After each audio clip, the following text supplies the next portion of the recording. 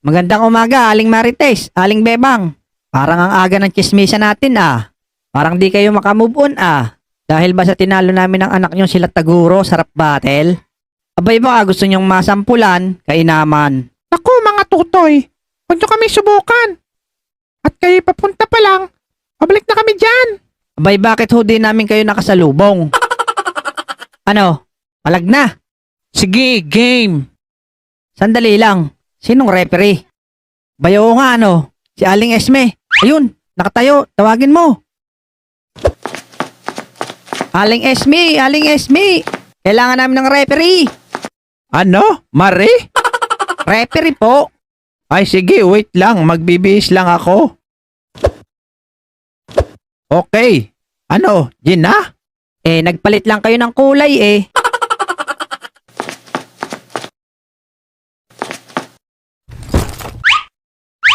Oh, simulan na. Ay, sandali ulit. Bakit Lex?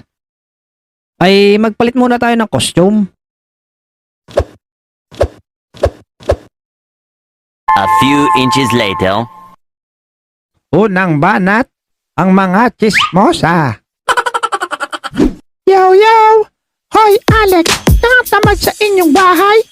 Di ka namang gwapo, mukha kang kalamay. Kaya mga bata, wag nang umasa pa kayo ay sasapat. Dahil sa inyo, tuli lang itatapat. Hoy, dalawang bata, mukha kayong baluga. Ang aga-aga, puro kayo gala. Tingnan mo ang lolo mo sa dagat na mamangka. Ang sarap nitong katawin ng puno ng langka. Ikaw pala si Bogart, yung makpal ang libag sa likod. Ang pangit ng mukha mo, ang sarap mo'y hampas sa bakod. Tapos ang sabi mo noon, ang tatay mo pulis. Hindi yun totoo, dahil ang tatay niya sa puwit ay may galis. Speaking of galis, yung nanay naman ni Alex ay mukhang walis. Yung lolo ko ay matapang, dati siyang bayani. Yung lolo nyo naglalako ng katang, tapos sa liig ay may buni. Hoy mga tutoy, wag nang umasa pa kami ay matitibag. Kung ako sa'yo Bogart, maligo ka na lang dahil ang kapal ng iyong libag. Ito namang si Alex, pangarap makapunta sa langit, pero hindi siya tinanggap dahil bawal doon ang pangit. May tanong ako sa iyo, bakit ganyang kakaitim? Huwag kang lalabas sa gabi, baka mawala ka sa dilim. Ang yabang mo pa Bogart, sabi mo hulog ka ng langit, galing ka sa langit, bakit sobra mong pangit? Ito namang si Alex, palagi yang tulog. Tingnan mo ang mukha nitong si Bogart, mukha namang bubuyog. Tapos na kami, pabanat na kayo. Pero may gusto akong sabihin, kamukha niyo ang puwit ng kabayo. Pangalawang banat, ang Team Kolokoy. Teka mga chismosa, naming kapitbahay, kami ba inyong pinatatamaan? Ang aga-aga pa, baka gusto nyong kumain ng panis na gulaman.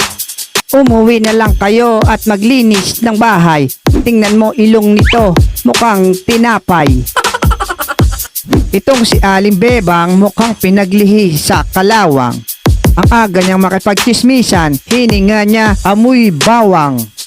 Ikaw naman matandang Marites, kili-kili mo amoy patis. Maligo ka muna bago kami ichismis. Kayong mga chismosa walang dulot na maganda. Buti pa humiga na lang kayo sa kalsada. Apogi ko pala talaga.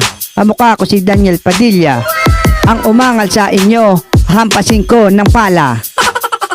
Kahapon nakita ko ito papilay-pilay, tapos nadapa, ang sabi niya aray. Itong si Aling Bebang, pinagkakalat na di daw ako naliligo. Tingnan mo nga ang gwapo. Tanong mo pa, pumunta ka sa Quiapo. Hoy Aling Marites, kamukha mo pala si Taguro. Parehas kayong mukhang inidoro. Nakita ko asawa mo palaging tulog. Tingnan mo ang tiyan, malapit ng sumabog. Kaya mga chismosa, wag na kayong umasa pang kayo ay mananalo. dahil si Lomi at Baklas amin ang tinalo. Hoy mga ali, mukha kayong sapatos, kahit iparitoke hindi na maaayos. Tigil nyo nang pag-usapan ng buhay ng iba. Dahil maling-mali yan, wala kayong pruweba. Time. Tawagin natin na nag-iisang hurado, si Otlog. Ako si Otlog. Hindi masama ang aking ginawa. Kayong dalawa ang masama ang ginagawa. Kaya ang nanalo ang mga batang ito. Thank you. Ang baho ng kilikili mo, Otlog.